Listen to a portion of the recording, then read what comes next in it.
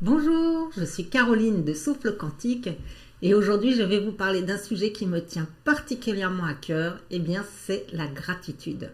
Parce que la gratitude est un moyen extraordinaire d'utiliser nos pensées et on va dire notre volonté pour changer et nos sentiments et nos comportements pour nous amener à créer une vie meilleure pour nous-mêmes et aussi pour les autres.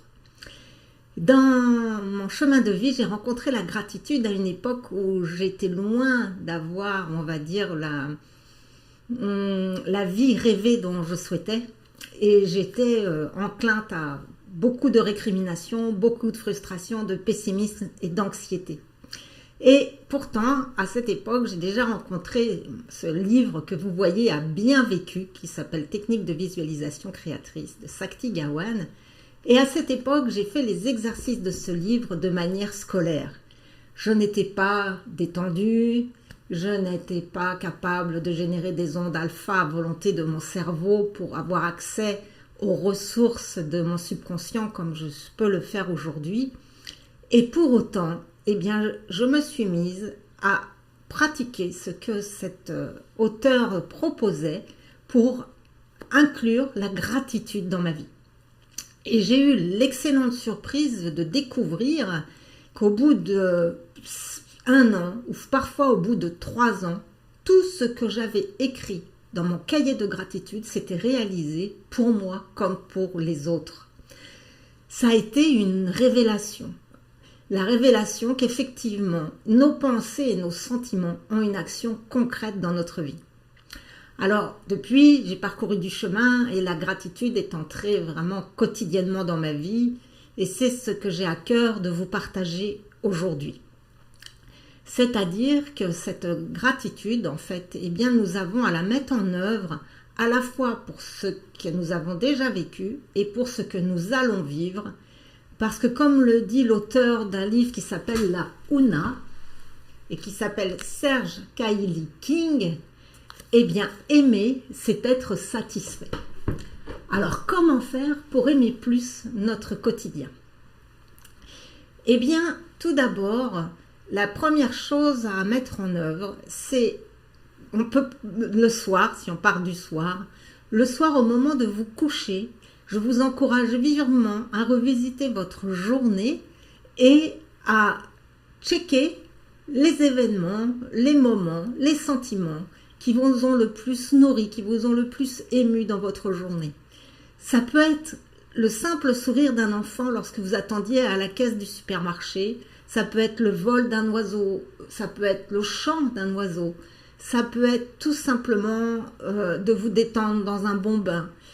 Ne cherchez pas l'exceptionnel, mais au contraire, comme le dit Einstein, vous pouvez voir la vie comme quelque chose de banal à 100% ou vous pouvez la voir comme merveilleuse à 100%. Donc, recherchez les petites choses dans votre journée qui vous ont comblé. Ça peut aussi être manger un bon gâteau, un bisou de vos enfants. La simplicité. Mais endormez-vous en ayant checké, reconnu ce qui vous est arrivé de mieux dans votre journée. Et le matin, en vous réveillant, faites le circuit un petit peu inverse, c'est-à-dire programmez vos journées avec l'idée, la conviction et la sensation qu'elle vous apportera le meilleur. Cela signifie visualiser votre journée pour tout ce que vous en connaissez déjà, comme merci pour ce trajet fluide jusqu'à mon travail. Merci pour cette belle rencontre avec mon patron. Merci pour que ce soit fluide au retour de l'école avec mes enfants, que ce soit fluide avec mon conjoint. Pour les événements et les relations que vous savez déjà que vous allez rencontrer dans votre journée, c'est vraiment poser l'intention qu'elles se déroulent au mieux pour tous. Et puis également d'ajouter tout l'imprévu que vous êtes prêt à recevoir en disant aussi merci pour les belles surprises et pour m'abandonner à ce qui va se passer de mieux pour moi aujourd'hui. Et ces intentions doivent être déposées de manière affirmative, jamais de mettre de négation. Elles doivent être au présent et elles peuvent concerner soi-même ou d'autres. Parce que notre subconscient, en réalité, ne fait pas la différence entre ce que nous disons et pensons de nous-mêmes et ce que nous disons et pensons des autres. Donc, à chaque fois que j'offre une bénédiction, c'est-à-dire que j'offre une pensée d'encouragement, une pensée de contentement aux autres, eh bien, elle a la même action physiologique dans mon corps que quand je me l'offre à moi-même. Donc, tous les secteurs de votre vie peuvent être adaptés pour mettre plus de gratitude dans votre quotidien. Donc, bien sûr, vous pouvez penser à remercier votre corps pour tout ce qu'il vous permet, même s'il a des résistances, même s'il y a des organes ou des endroits qui sont douloureux. Vous en avez encore beaucoup qui fonctionnent bien. Vous pouvez vous réjouir de pouvoir bénéficier de vos mains, de pouvoir voir, de pouvoir entendre, de pouvoir savourer des mets, de pouvoir marcher. Enfin, la reconnaissance envers votre corps est multiple. Souvenez-vous, lorsque vous avez un simple rhume, un simple mal à la gorge ou une cystite, ou une ampoule sous le pied, combien ces moindres petits bobos viennent perturber votre état intérieur et combien c'est en fait un miracle au quotidien de pouvoir bénéficier d'un corps qui fonctionne aussi bien sans votre conscience. Donc vous pouvez vraiment prendre un temps pour remercier chaque fonction et chaque organe de votre corps. Vous pouvez également remercier la chance d'avoir des amis, la chance d'avoir une famille, même si ce n'est pas toujours simple, même s'il y a des conflits. Il vous offre l'occasion de grandir et de partager. Remerciez également d'avoir un toit sur la tête. C'est pas donné à tout le monde, et même si votre maison ne vous convient pas complètement, eh bien, regardez la chance que vous avez d'avoir un toit et du chauffage, par exemple. Également, même si votre travail ne vous convient pas, il vous permet de payer les factures à la fin du mois. Donc, regardez tout ce que votre travail vous permet de faire et non pas tout ce qu'il vous permet de ne pas faire. Vous pouvez également mettre dans cette visualisation tous vos rêves, toutes vos envies.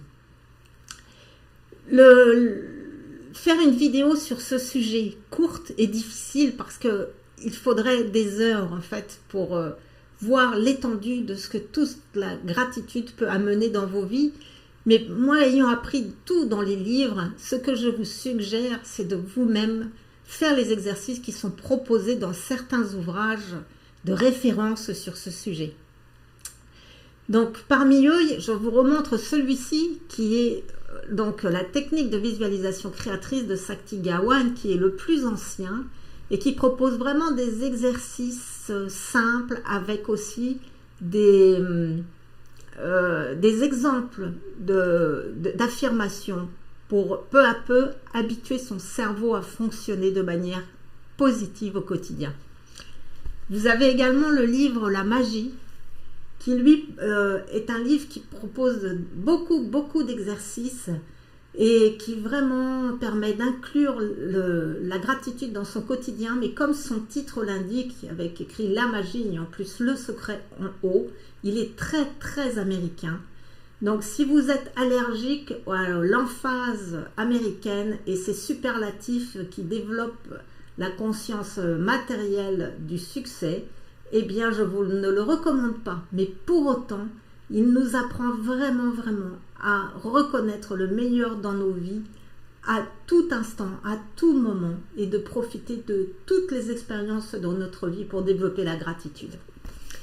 Et puis il y a ce livre aussi qui s'appelle La Huna, qui a été créé par un auteur qui s'appelle Serge Kailikin et qui nous parle des secrets hawaïens ancestraux pour les temps modernes et qui nous amène également à nous apporter le meilleur dans nos vies par nos changements de croyances et de comportement. Donc les 7 principes de ce livre, c'est ce qu'on retrouve également au niveau de la physique quantique, ce qu'on retrouve bien sûr avec d'autres auteurs, mais c'est sa manière dont il développe les sujets qui sont très intéressantes. C'est le premier principe, le monde est tel que vous le pensez. 2, il n'y a pas de limite. 3, l'énergie suit l'attention. Donc, plus vous portez attention aux bienfaits de votre vie, et plus les bienfaits se multiplient dans votre vie. Plus vous portez attention à ce qui ne va pas dans votre vie, et plus les événements qui contribuent à que vous soyez malheureux dans votre vie vont s'accroître. C'est une loi universelle que nous n'avons jamais, bien sûr, appris à l'école, que notre éducation ne nous a jamais fourni. 4. Le moment du pouvoir est maintenant. Notre cerveau n'enregistre que ce qui est dit au présent. Il ne connaît ni le passé ni l'avenir. Toutes les affirmations doivent être formulées au présent. Aimer, en 5, c'est être satisfait. C'est la citation que j'ai choisi de vous partager pour démarrer cette vidéo. En 6, tout pouvoir vient de l'intérieur. C'est ce que vous vibrez qui va créer la réalité que vous observez autour de vous. Et 7, l'efficacité est la mesure de la vérité. C'est-à-dire que mettez en pratique les principes qui vous sont proposés et jugez par vous-même en gardant votre esprit critique, en gardant tout pragmatisme et vérifiez par vous-même si ça fonctionne ou pas pour vous.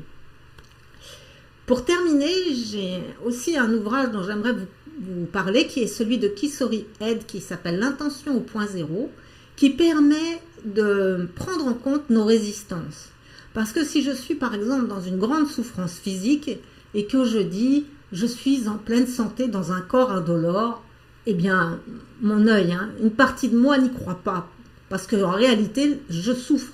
De la même façon, si je suis avec des factures, mais par-dessus la tête, et que je dis je suis riche et dans une prospérité financière qui me permet d'être libre, d'acheter tout ce que je veux, je ne peux pas y croire. Et pour autant, il est important de réussir à se imaginer que l'on s'offre le meilleur, que le meilleur est déjà là, même s'il ne se manifeste absolument pas dans notre vie actuellement.